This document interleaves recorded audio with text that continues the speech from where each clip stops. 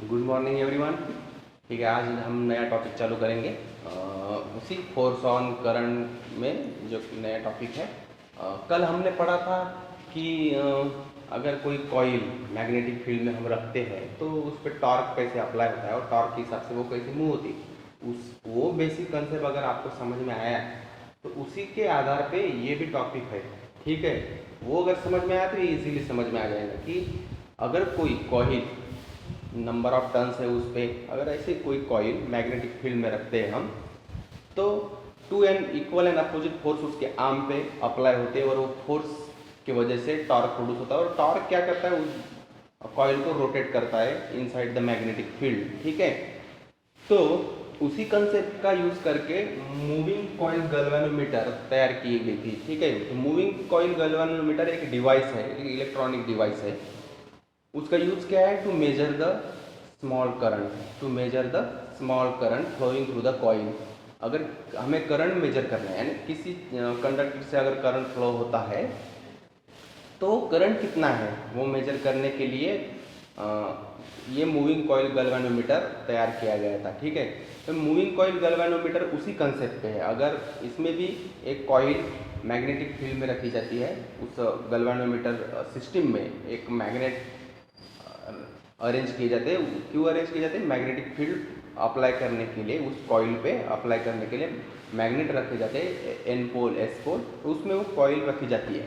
तो पहले इसका हम क्या करेंगे, प्रिंसिपल क्या है इसका, प्रिंसिपल ये है कि अगर the deflection produce in the galvanometer, deflection produce in the galvanometer when the small current flowing through the coil. अगर किसी में कॉइल से स्मॉल करंट अगर फ्लो होता है तो उसमें डिफ्लेक्शन प्रोड्यूस होता है। तो डिफ्लेक्शन मीन्स वो टर्न होती है, टॉर्क अप्लाई होता है, वो टर्न होती है। तो टर्न की वजह से, टर्न को क्या कहेंगे हम, कितना टर्न होती है, तो कितना करंट फ्लो होने से वो कितना टॉर्क प्रोड्यूस होता है, टॉर्क अप्लाई होता है, और टॉर्क की वजह से वो कितनी टर्न होता है, कितना डिफ्लेक्शन दिखाता है, वो डिफ्लेक्शन से हम करंट मेजर करते हैं। वैसे ही अगर हम स्मॉल वोल्टेज अप्लाई करते हैं उस कॉइल पे, across this coil, then the deflection produce in the moving coil. ठीक है, यानी स्मॉल करंट फ्लो करो या स्मॉल वोल्टेज अप्लाई करो तो उसमें से क्या होता है, उसमें डिफ्लेक्शन प्रोड्यूस होता है। तो उस डिफ्लेक्शन के आधार पे हम करंट मेजर करते हैं, और उसी मूविंग कॉइल गैल्वेनोमीटर के आधार पर ही हम एमीटर तैयार करते हैं, वोल्टमीटर तैयार करते हैं। तो फर्स्ट बेसिक क्या है कि हमने कल जो लेक्चर में पढ़ा था कि किसी कॉइल अगर मैग्नेटिक फील्ड में रखते हैं तो वो कितना डिफ्लेक्ट होती है, कितना टर्न होती है आफ्टर द अप्लाइंग टॉर्क, यानी मैग्नेटिक फील्ड उस पर टॉर्क अप्लाई करती है, टॉर्क की वजह से वो टर्न होती है, डिफ्लेक्ट होती है। तो उसी डिफ्लेक्शन, वो जो प्रिंसिपल है डिफ्लेक्शन का ड्यू टू द टॉर्क, उसी के आधार पे मूविंग कॉइल गैल्वेनोमीटर तैयार की गई है। और मूविंग कॉइल गैल्वेनोमीटर के आधार पे एमीटर और वोल्टमीटर तैयार किया जाता है। एमीटर का यूज करंट मेजर करने के लिए होता है और वोल्टमीटर का यूज वोल्टेज मेजर करने के लिए होता है किसी सर्किट के अक्रॉस। ठीक है, तो सर्किट में से करंट कितना प्रोड्यूस होता है, यानी फ्लो होता है, वो मेजर करने के लिए हम एमीटर यूज करते हैं। सर्किट के अक्रॉस कितना वोल्टेज डेवलप हुआ, वो वोल्टेज मेजर करने के लिए हम वोल्टमीटर यूज करते हैं। दोनों भी device, ammeter voltmeter, moving coil galvanometer के आधार पे तैयार किए जाते हैं। ठीक है, तो पहले हम मूविंग कॉइल गैल्वेनोमीटर देखते हैं, शॉर्टली इसका कंस्ट्रक्शन देखते हैं। मूविंग कॉइल गैल्वेनोमीटर में क्या होता है कि एक एन पोल होता है और एक एस पोल होता है जो मैग्नेटिक फील्ड अप्लाई करने के लिए होता है। इसके बीच में एक सिलेंड्रिकल कोर होता है, मैग्नेटिक मटेरियल से बना रहता है, ये सिलेंड्रिकल कोर रहता है। और इस पर कॉइल रहती है, इस पे क्या रहती है, कॉइल रहती है। नंबर ऑफ टर्न्स रहते हैं, इस पे नंबर ऑफ टर्न्स रहते हैं, ये कॉइल है। ठीक है, ये जो रेक्टेंगुलर दिख रही है आपको, ये कॉइल है। ठीक है, ठीक है, और इसी को ये सस्पेंडेड रहती है एक फॉस्फर ब्रॉन्ज वायर से। इसे फॉस्फर ब्रॉन्ज वायर रहता है, इससे ये सस्पेंडेड रहती है कॉइल, यानी ऐसी लटकी हुई रहती है। किस वायर से, फॉस्फर ब्रॉन्ज वायर। ठीक है, और यहाँ पे कॉन्केव मिरर लगाया जाता है कि डिफ्लेक्शन होने के बाद अगर ये कॉइल टर्न होती है, तो ये जो कॉन्केव मिरर है ये भी टर्न होता है, तो आगे एक स्केल लगाई जाती है। तो वो क्या होता है कि वो कॉन्केव मिरर जो है वो लाइट जो है वो स्केल पे नंबर रहते हैं 1 2 3। तो करंट, इतना करंट फ्लो होने के बाद वो इतना डिफ्लेक्शन हुआ, तो कितने सेंटीमीटर डिफ्लेक्ट हुआ, 1 सेंटीमीटर, 2 सेंटीमीटर, 3 सेंटीमीटर, उसके आधार पे हम करंट मेजर करते हैं। ठीक है, तो इसके लिए ये मिरर है, यहाँ पे सस्पेंडेड रहती है। ठीक है, यहाँ पे सस्पेंडेड रहती है वो, और इधर वायर कनेक्शन रहते हैं। ठीक है, इधर भी वायर कनेक्शन रहते हैं। यहाँ पे एक टर्मिनल रहता है, हाँ, यहाँ पे भी, और ये जो है एक स्प्रिंग को अटैच रहती है, स्प्रिंग को अटैच रहती है। तो स्प्रिंग ये जो वायर है यहाँ तक रहता है। ठीक है, और बाद में ये जो जहाँ रखा जाता है ऐसे अटैच रहती है। ठीक है, तो यहाँ भी एक कनेक्शन रहता है, ऐसा ये स्ट्रक्चर रहता है। ये मैग्नेटिक फील्ड क्या करती है, इस पे मैग्नेटिक फील्ड अप्लाई करती है, मैग्नेटिक फील्ड अप्लाई करती है, और इसमें से करंट फ्लो किया जाता है किसी यूज करके। तो करंट जब फ्लो होता है तो इस पे टॉर्क अप्लाई होता है, डेफिनेटली सबको पता ही होता है बेसिक से। जब इस पे टॉर्क अप्लाई होता है तो ये डिफ्लेक्ट होती है, डिफ्लेक्ट होता है। तो जब भी कोई चीज़ आपने इलास्टिसिटी में पढ़ा है, ऑसिलेशन में भी पढ़ा है, ऑसिलेशन में आपने ट्विस्टिंग कपल या ट्विस्ट कंसेप्ट पढ़ा है। अगर कोई चीज़ ऐसी डिफ्लेक्ट होती है, टर्न होती है, तो वायर में क्या होता है, तो वायर क्या होता है, ये जो वायर है, ये जो वायर है, ये जब डिफ्लेक्ट होंगी, टर्न होंगी due to the forces, due to the torque, ये क्या होगा, टर्न होंगी। ये क्या होंगी, टर्न होंगी, मीन्स डिफ्लेक्ट होंगी, पर्टिकुलर एंगल से डिफ्लेक्ट होंगी। डिफ्लेक्ट होने के बाद क्या होगा, ये वायर ट्विस्टेड होगा, वायर ट्विस्ट होगा। ये जो वायर है ना, जैसे हम किसी अगर कपड़े धोते हैं हम, तो पानी निकालने के लिए हम किसी चादर को या किसी कपड़े को ऐसे मोल्ड यानी फोल्ड करते हैं ना, ऐसे ट्विस्ट करते हैं ना, तो वो कैसे ट्विस्ट होती है, टर्न होती है ऐसी, बराबर है। पर उसको छोड़ने के बाद वो फिर से अपने जगह पे आती है, बराबर है। मीन्स किसी अगर मेटल को आप ट्विस्ट करते हो और छोड़ देते हो, तो जब भी आप ट्विस्ट करते हो, टॉर्क की वजह से जब ट्विस्ट होगा वो, तो उसको अपोज करने के लिए, उस टॉर्क को अपोज करने के लिए, यानी वो चीज़ जो है ट्विस्ट हुई है, जो चीज़ ट्विस्ट हुई है, यानी वो जो वायर ट्विस्ट हुआ है, वो खुद का इंटरनल फोर्स अप्लाई करता है। किस लिए अप्लाई करता है, क्योंकि उसको अपने पहले की जगह आने के लिए वो इंटरनल फोर्स अप्लाई करता है, जिसको हम रिस्टोरिंग फोर्स कहते हैं। आपने ऑसिलेशन में पढ़ा होगा, किसी स्प्रिंग को आप एक्सपांड करते हो, तो वो स्प्रिंग खुद के इंटरनल फोर्स उस बॉडी पे अप्लाई करती है कि भाई मुझे उधर मत लेके जाओ, मुझे अपनी ही जगह रहने दो। यानी आप क्या करेंगे, फिर स्प्रिंग को छोड़ने के बाद वो अपनी जगह आती है। क्यों अपनी जगह आती है, due to the restoring force, due to the restore, खुद को रिस्टोर करना, एक फोर्स की वजह से रिस्टोर करना, यानी रिस्टोरिंग फोर्स, बराबर है। तो वो क्या करती है, जब ये कॉइल टॉर्क की वजह से, टॉर्क, इस पे जो टॉर्क अप्लाई होता है, इस पे जो टॉर्क अप्लाई हो रहा है, वो टॉर्क है, सबको पता है, ये number of turns BI cos alpha, ये फार्मूला सबको पता है, साइन थीटा का भी फार्मूला है, पर यहाँ पे हम cos अल्फा का फार्मूला लेंगे। ठीक है, ये जब टॉर्क इस पे अप्लाई होता है, तो ये जो कॉइल है ऐसे ट्विस्ट होती है।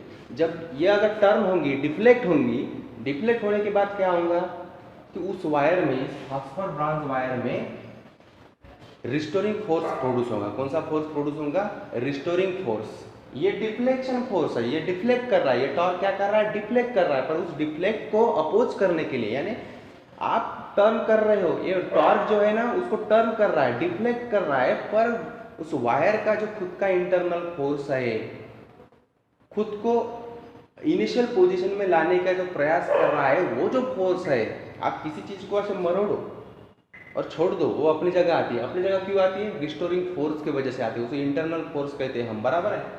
तो रिस्टोरिंग फोर्स पर ये मोशन कौन सी है, एंगुलर मोशन है। ये मोशन कौन सी है, एंगुलर मोशन है। जैसे लीनियर मोशन में restoring force is directly proportional to x रहता है, तो F इज इक्वल टू आप -kx लिखते हैं, क्योंकि डिस्प्लेसमेंट जो है वो फोर्स के अपोज रहता है, अपोजिट में रहता है, इसलिए हम माइनस साइन लेते हैं। वो ये लीनियर फोर्स, ये लीनियर मोशन के लिए। पर एंगुलर मोशन के लिए हम क्या लिखते हैं, restoring force is directly proportional to the angle. तो यहाँ पे एंगल कौन सा है, अल्फा है। Force is directly proportional to the angular displacement, force is directly proportional to the angular displacement. तो यहाँ पे हम torque is directly proportional to the alpha, torque is directly proportional to the alpha, that is the restoring torque. इसे क्या कहते हैं हम, restoring torque. जब ये टॉर्क डिफ्लेक्ट करेगा उसको तो ये वायर ट्विस्टेड हो जाएंगी और इसमें इंटरनल फोर्स प्रोड्यूस होगा जो उसको पहले जगह लाने के लिए प्रयास करेगा, बराबर है। तो जब ये टॉर्क अप्लाई होगा तो ये जो रिस्टोरिंग टॉर्क है, ये कौन सा टॉर्क है, रिस्टोरिंग टॉर्क। रिस्टोरिंग टॉर्क का काम क्या है, रिस्टोरिंग टॉर्क का काम क्या है, उसको इनिशियल पोजीशन में लाने का, इसको अपोज करने का, इसको बैलेंस करने का, ठीक है। तो torque is directly proportional to alpha, so torque is equal to something constant into alpha, something constant into alpha, torque is equal to K into alpha. अब ये दोनों फोर्स इक्वल एंड अपोजिट है, means इसको ये balance करता है, बराबर है। Deflection torque is equal to the restoring torque. Deflection जिसके वजह से प्रोड्यूस, जिस टॉर्क की वजह से प्रोड्यूस होता है वो deflection torque is equal to balance by restoring torque, restoring torque. बस यही कंसेप्ट आपको ध्यान में रखना है कि deflection torque is equal to restoring torque. हम पूरा डेरिवेशन लेके नहीं बैठेंगे क्योंकि हमें JEE नेट के लिए कंसेप्ट चाहिए और फार्मूले चाहिए, ठीक है। तो क्या होता है, डायग्राम समझ में आई नहीं है, यहाँ पे कनेक्शन होते, दो कनेक्शन होते, ठीक है।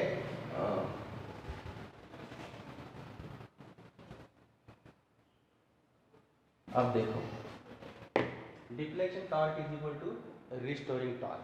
अब deflection torque is equal to restoring torque, इसको अगर इक्वल करते हैं हम NBIA cos alpha is equal to K alpha, is equal to K alpha, ठीक है। तो हमें क्या मेजर करना है, इसका काम क्या है, to measure the small current flowing through the coil.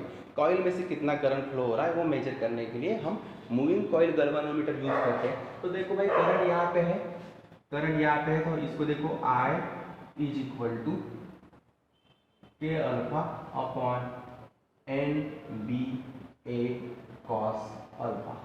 क्या है अपना, I is equal to K alpha upon NBA cos alpha.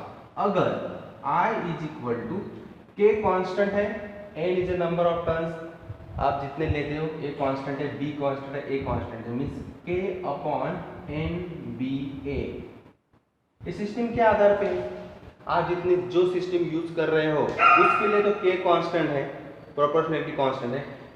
आप कितने नंबर ऑफ टर्न्स रहते हो वो भी एक्सपेरिमेंट होने तक कांस्टेंट ही रहेंगे। एन भी कांस्टेंट है, मैग्नेटिक फील्ड आप अप्लाई कर रहे हो वो भी कांस्टेंट है, एरिया भी उस कॉइल का कांस्टेंट है, मींस ये कांस्टेंट इज इक्वल टू क्या होगा, alpha upon cos alpha.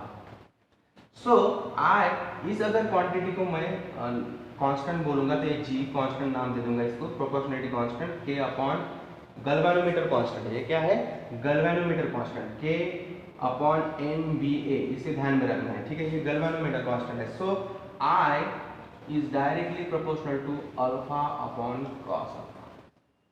I is directly proportional to alpha upon cos alpha, means I is depend upon deflection angle. I is depend upon deflection angle.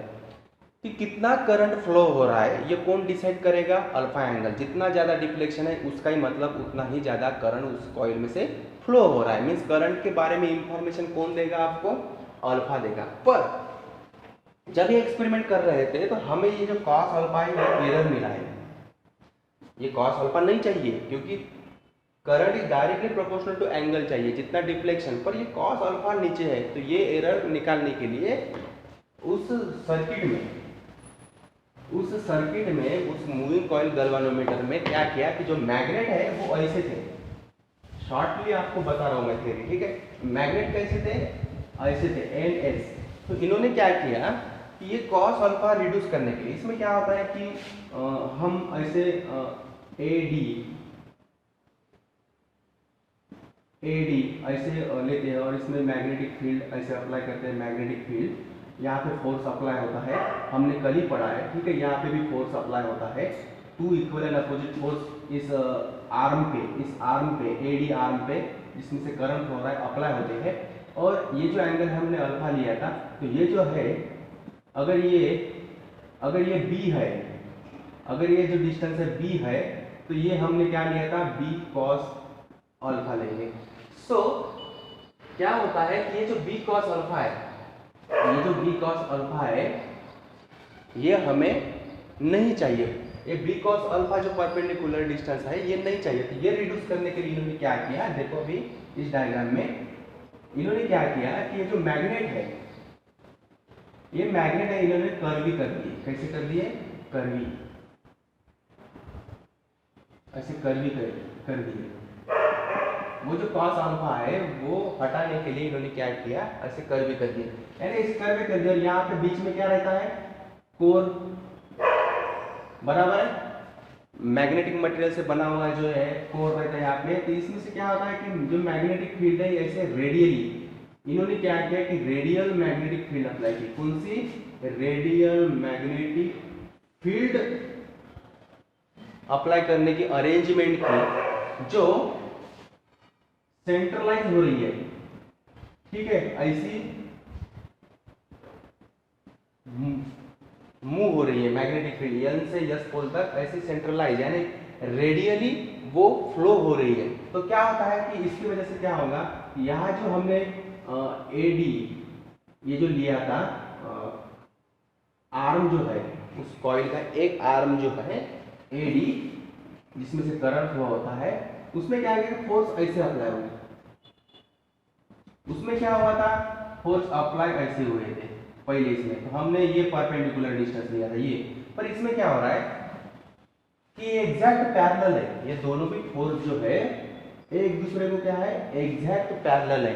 मैं exact parallel करने के लिए इन्होंने ऐसी arrangement की, magnet को ऐसे कर्वी शेप में रखा, यानी सर्कुलर मैग्नेट इन्होंने अप्लाई किए, ठीक है।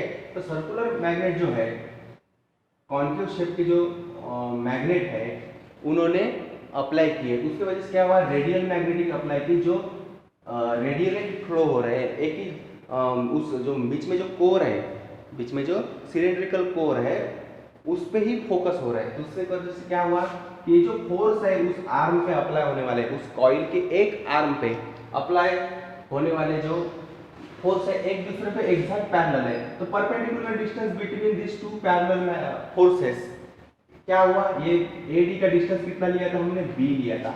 Means B cos alpha is nearly equal to the B। इस पोजीशन में B cos alpha is nearly equal to क्या होता है, B। देखो परपेंडिकुलर डिस्टेंस इसमें क्या है, B है, दोनों के बीच में का डिस्टेंस क्या है, B है, क्योंकि DA AD के डिस्टेंस, AD का डिस्टेंस क्या है, लेंथ क्या है, B है, इस आर्म की लेंथ क्या है, B है। Means this B cos alpha is replaced by just B, ठीक है।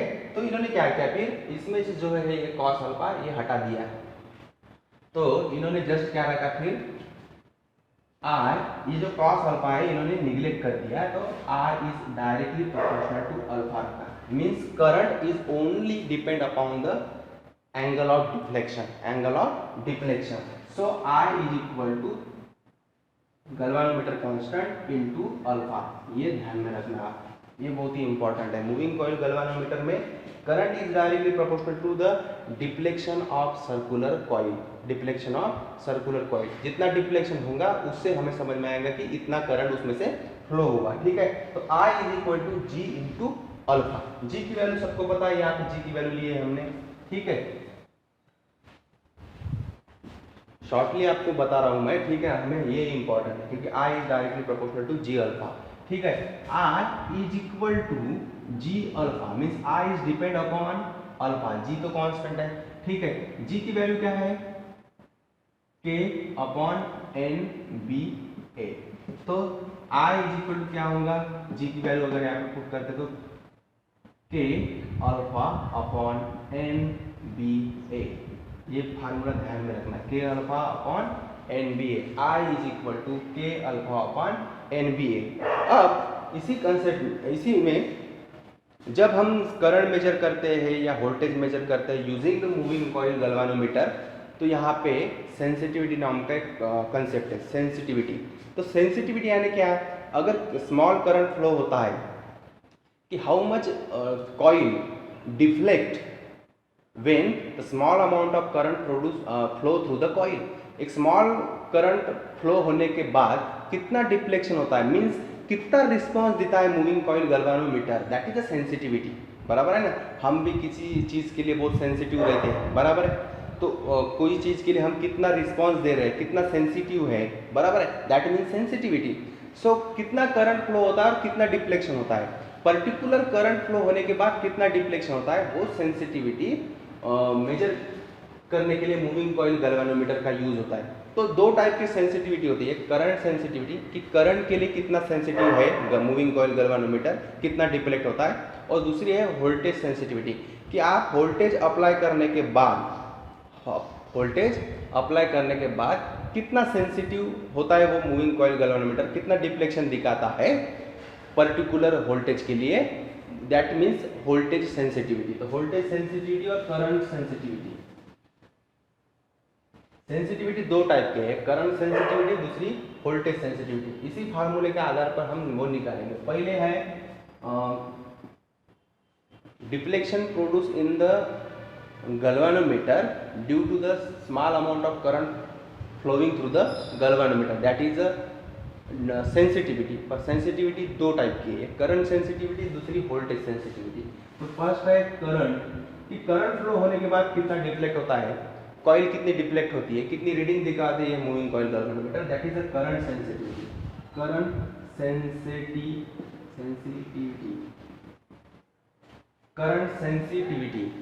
सेंसिटिविटी, ठीक है। तो करंट सेंसिटिविटी यानी क्या है कि डिफ्लेक्शन पर current, how much coil deflect per unit current, how much coil deflect, how much moving coil deflect per unit current, क्या होगा, alpha, that is the current sensitivity. अगर करंट सेंसिटिविटी को हम नाम देते हैं, सपोज क्या नाम देंगे, सी इज द करंट सेंसिटिविटी, ठीक है, सी एस नाम देंगे इसको, सी एस यानी करंट सेंसिटिविटी। करंट सेंसिटिविटी यानी deflection per unit current, deflection per unit current. तो डिफ्लेक्शन पर यूनिट करंट इससे हम निकाल सकते हैं, देखो अल्फा यहाँ पे आई है, अगर आई को इधर लेके गया मैं, आई को राइट हैंड साइड में लेके गया तो अल्फा अपन आई हो जाएगा, और ये जो है के एन बी ए एक साइड अगर लेके गया तो क्या होगा, N B A upon K is equal to alpha upon I. इसको इधर लेके आता हूँ मैं और इस बंच को इधर लेके जाता हूँ मैं, तो क्या होगा, ए देखो अल्फा अपॉन आई, इस alpha upon I is equal to क्या होता है, N B A upon K, N B A upon K, that is a current sensitivity, that is a current sensitivity. दूसरा क्या है, voltage sensitivity. Voltage sensitivity means कि small amount of voltage apply across the coil, some deflection produce in the coil, ठीक है। तो आप voltage apply करने के बाद, स्मॉल अमाउंट ऑफ वोल्टेज उस कॉइल पे अप्लाई करने के बाद वो कॉइल कितनी डिफ्लेक्ट होती है, मीन्स वो वोल्टेज को कितना रिस्पॉन्स देती है, कितना डिफ्लेक्ट होती है, that is called voltage sensitivity. तो वोल्टेज सेंसिटिविटी क्या होता है कि देखो वी एस कर देते हैं उसको, voltage sensitivity, so is equal to क्या होगा, deflection per unit voltage, deflection per unit voltage. पर वोल्टेज का फार्मूला है क्या अपने पास, या तो करंट का फार्मूला, इसलिए हमने ये यूज करके ये निकाला, और यहाँ पे वोल्टेज है क्या, पर वोल्टेज इज इक्वल टू क्या होता है, current into resistance. Voltage is equal to क्या होता है, Ohm's law, current into resistance. Resistance किसका, जो हमने मूविंग कॉइल ली है, जो कॉइल ली है उसका रेजिस्टेंस, जिस मटेरियल से वो कॉइल बनी है उसका रेजिस्टेंस, हर मटेरियल को रेजिस्टेंस रहता है उसका खुद का, ठीक है, that is the resistance of that coil. I means current flowing through that coil, current flowing through that coil. I हमें पता है, आई क्या है, ये देखो, सो इज इक्वल टू क्या होगा, देखो I K alpha R upon N B A, K alpha upon आई की वैल्यू यहाँ पे पुट की मैंने, सो ये क्या होगा, अब ये निकालना है अल्फा अपॉन वोल्टेज, तो अल्फा यहाँ पे रखूंगा। ये जो बंच है ये मैं इधर लेके जाऊंगा और वोल्टेज को इधर लेके आऊंगा, अल्फा रखूंगा। क्या आऊंगा देखो के, देखो NBA अपॉन के आर, मैं सबको इधर लेके आ रहा हूँ। के आर इज इक्वल टू, मुझे ऐसा बनाना है, देखो इस फार्मूले को ऐसे बनाना है, अल्फा अपॉन बी। यहाँ पे अल्फा है, यहाँ पे बी है, तो बी को मैं यहाँ पे लेके जाऊंगा, तो अल्फा अपॉन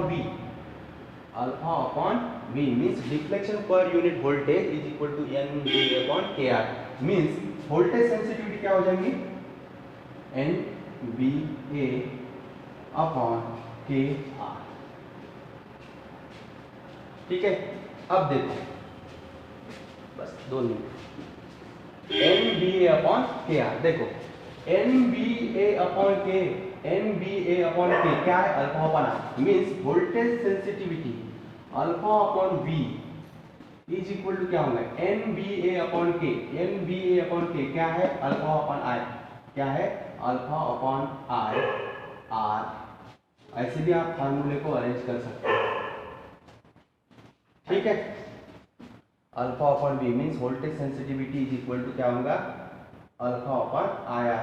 ऐसे भी फार्मूले सॉल्व कर सकते हैं। आई आर मीन्स क्या होता है, वी होता है, बराबर है अल्फा। VSN क्या होता है, voltage sensitivity is equal to क्या होता है, अल्फा अपॉन वी। वी की जगह हम क्या लिख सकते हैं, आई आर। यानी आपके पास करंट है, रेजिस्टेंस दिया है, डिफ्लेक्शन एंगल दिया है, तो भी आप वोल्टेज सेंसिटिविटी निकाल सकते हो। या आपके पास वोल्टेज है, डिफ्लेक्शन है, तब भी आप वोल्टेज सेंसिटिविटी निकाल सकते हो।